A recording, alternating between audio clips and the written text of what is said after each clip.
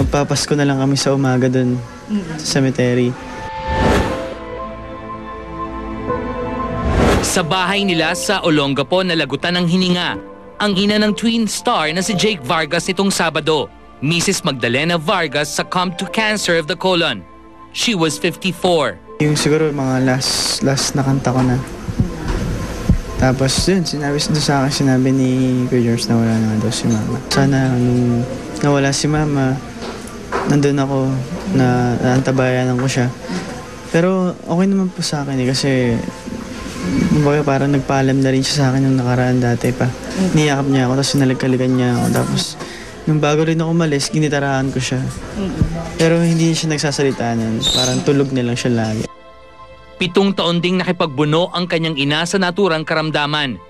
Napaghandaan ba niya ang pagpanaw nito? Hindi po kasi naantay ko rin po kasi sana yung Pasko.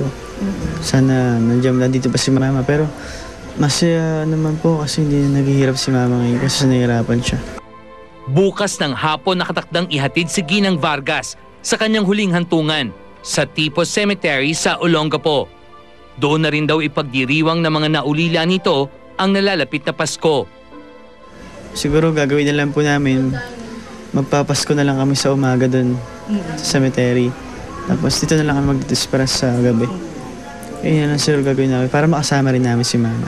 Sa kabila ng pagkawala ng ina, ipagpapatuloy raw ni Jake ang pangarap nito para sa kanya. Kasi sabi niya, itong bahay lang daw, mapaayos man lang, kompleto, okay na siya, masaya na siya.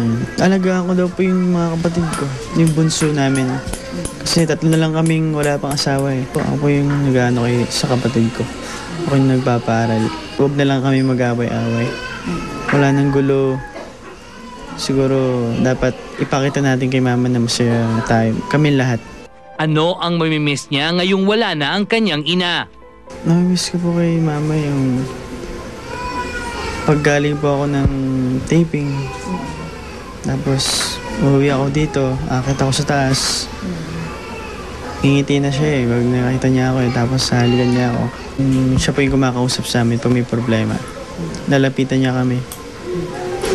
Kakausapin kami tapos ayun na, matapos na yung problema pag kinausap niya kami.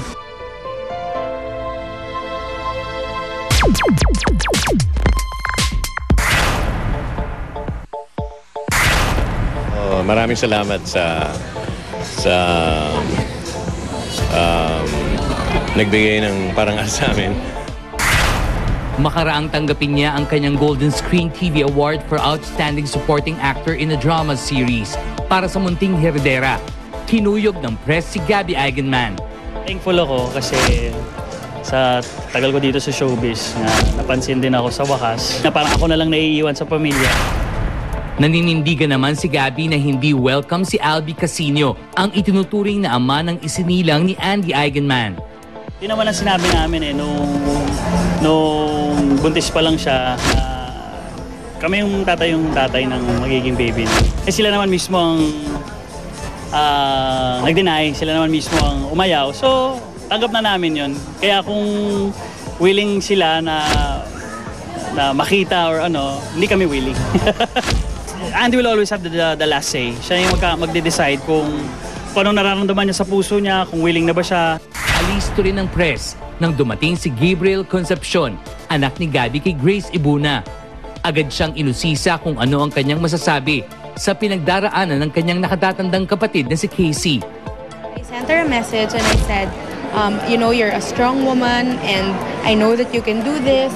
Sabi ko, strong ka, magdasal ka lang, and we're all here for you. We love you. She said, I love you, sis. She's getting by. She's getting better every day. Kaya niya yan. Pinasinungalingan naman ng magnobyong Jenica Garcia at Alwin Uytingco. Ang balitang hiwalay na raw sila. Hindi ko nga rin po alam kung saan po napulot yun eh. Siguro, huwag lang po natin paniwalaan. Basta ako masaya ako na kami pa rin ni Aling ngayon. Todo tanggi rin si Aubrey Miles na may Twitter war sa pagitan nila ni Geneva Cruz. Hindi naman kami nag-away. Siguro lang medyo may mga nagbibigay lang ng kulay sa aming sa tweets namin, gano'n. Kinausap na pa ako paano yung Survivor, ganyan-ganyan. So nag-usap pa kami. Tinanghal ding outstanding variety show ang Eat Bulaga. Outstanding male host in a musical or variety program si Vic Soto at outstanding female host naman si Julia Clarete. Maraming salamat sa nagbigay ng parangal sa amin. Ano ng term yung blessings, no? Pero yung timpla namin sa bawat isa, kay bago o senior, bumibilis, tumitibay at gumaganda. Mas smooth, mas mabulaklak, mas kamang-kama. Kaya siguro yun ang kinagaganda ng show. Parang kompletong barangay ang Eat Bulaga.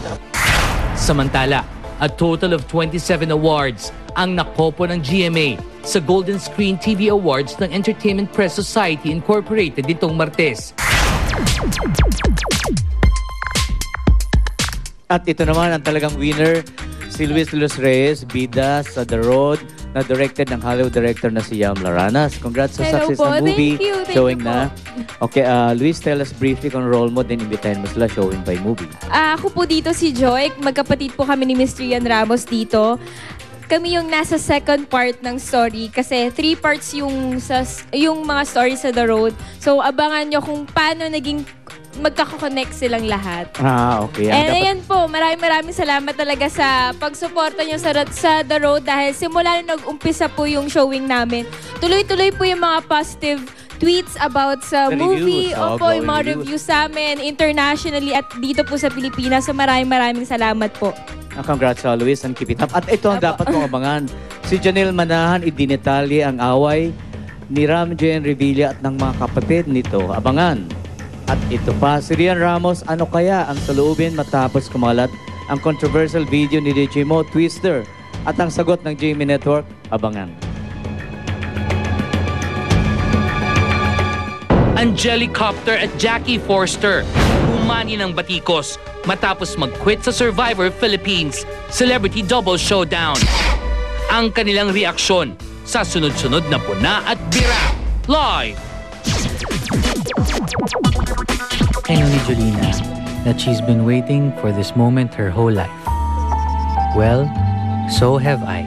Sa tingin ko, deserve niyong marinig ang buo at tunay na kwento dahil one way or another, naging parte kayo ng buhay namin.